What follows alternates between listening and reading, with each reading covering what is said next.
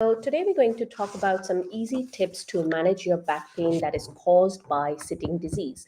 Now, you may or may not have heard about sitting disease, but of course, as a working mom, back pains can be a common occurrence. And let's talk about back pain that comes with sitting disease, which is basically nothing but sedentary lifestyle in which you sit for a number of hours more than what is recommended. So, just to give you a stat out there, just to give you an idea, 86% of, this is a study that was done, 86% of Americans have a sedentary lifestyle in which they spend 13 plus hours every day in a sitting or a sedentary posture. Basically, they're sitting for prolonged periods of time. This is quite a scary statistic, really, because when you sit for long periods of time, I mean, especially as a working mom, and that too when you're working in an executive job where you are juggling your work, your kids, say you're sitting for long meetings, sitting for long hours, doing your emails or whatever office work you're doing, and then you come home and you're sitting with your kids doing their homework or just sitting with them, supervising them while they're playing. There is a lot of sitting involved, right? Even after the kids go to bed and you're sitting there watching YouTube or just scrolling your phone, scrolling on your phone, sorry. So, today let's talk about some easy tips to manage back pain that can be caused with all this excessive sitting, which is basically an called sitting disease because it is actually classified by the authorities, by the WHO, as a sitting disease is an epidemic. So, not epidemic, sorry, endemic. So, basically, it's a disease that's recognized, right? So, if you've watched any of my previous videos, you might have heard me talking about sitting postures and why you should not sit for long periods of time, etc. But here I'm going to specifically address some easy tips that you can incorporate into your daily routines to manage the prolonged hours of sitting that you might be putting in every day. So, for those of you who don't know me, my name is Swati. I'm an executive mom power coach. I help moms of younger kids who work in high stress executive jobs manage their spinal, that is, back and neck, joint, and nerve pains.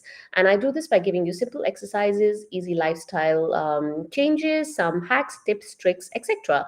And I do all this without taking away a big chunk of your time because, hey, we are moms, we're busy people, right? So let's get back into easy tips to manage your back pain caused by sitting disease or prolonged or long hours of sitting. So, the very first thing, which seems like common sense, but most of us, including me, have forgotten at some or the other point of time, is to move. Now, movement is important because our bodies are not made for static postures.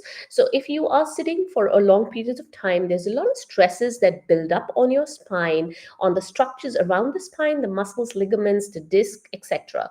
Now, if you have a pre existing spinal condition, such as, or a back pain, due to conditions such as disc bulges, stenosis, arthritis, degeneration, or any other reason out there, um, prolonged sitting can actually aggravate these conditions. Or if you don't have any of these, it can possibly lead to back pain. It can start your back pain down the line, maybe not if you sit for weeks, months, but maybe years. But it is something that you should be avoiding. So movement is something you should incorporate into your daily routine. Now, this again might seem like common sense, but just getting up to get a glass of water, going to the printer to get that printout, or just getting up from your chair, sitting down, just try and get some movement into your body. For somebody like me who gets really busy with their work and I'm focused for hours, I put an alarm on my laptop to get up every 20 minutes. Yes, I do that. And I'm going to share one more tip with you, after which I will tell you one more, the third tip, which will actually help you with the movement as well. All right, so the second one that I wanted to talk about is an adjustable standing desk. Now, I have spoken about ergonomic chairs and standing desks earlier. So, if you're looking for more details on these, you can go to my YouTube channel, or you can go to YouTube and just type my name, Swati Prakash, ergonomic chairs or standing desk, and you'll come across a lot of videos that give you quite a I think useful information on these.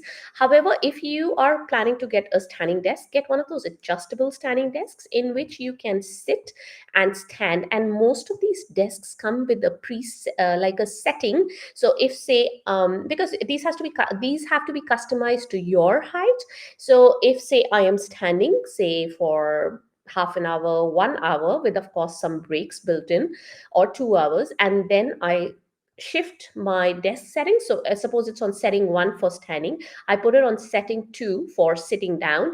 And it comes down to the pre adjusted level at which I sit. And then I sit for whatever 2, 3, 4 hours with the built in movement breaks. And then again, I can go back to standing. So this alternate sitting and standing can be very helpful. So you can have think about getting a adjustable standing desk, or if you have one, try and use it for sit and stand postures during your work days. The other tip that I wanted to share with you is doing some desk based exercises. Now, you might have heard me again talking about these, and these are quite simple. For example, if it was my back, it would be more like rotations when I'm sitting in the chair. So, some forward bending, backward bending. Of course, if you don't have any conditions that prohibit you from bending forwards or stop you from bending forwards, then you can do all these movements. Say it is my neck. I know we're not addressing neck here, but if it was my neck, I could do some simple movements from side to side, tilt my head from one side to the other.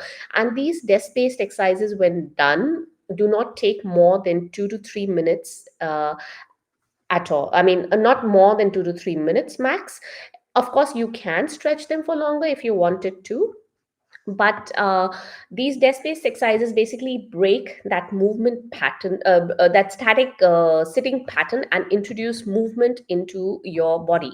So I have made a free guide, a video guide on these desk-based exercises that address from, like, they address the movement right from your neck down to your toes, covering all the joints in between and the spine, of course.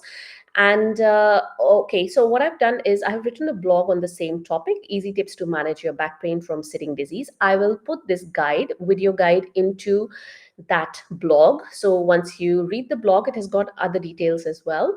Once you read the blog, you can click on the link for the video guide on standing based exercises. I will leave a link to the blog in the description of this video. If you're watching me on Instagram, the link will be in my bio. If you cannot find it, feel free to message me and I'll send it to you. Alrighty, so these were the 3 tips that I wanted to share with you. Of course, you need to watch your sitting posture and how you're sitting, etc. All that I've covered on my YouTube channel. But these were the 3 tips that I wanted to share with you. One was movement. Second was if you use an adjustable standing desk, and the third one was your desk-based exercises. Alrighty, I hope that was useful for you. And if you have any questions or any comments or any related topics to spine and joint pain that you, or nerve pain, that you want me to cover, do feel free to drop it into the comments.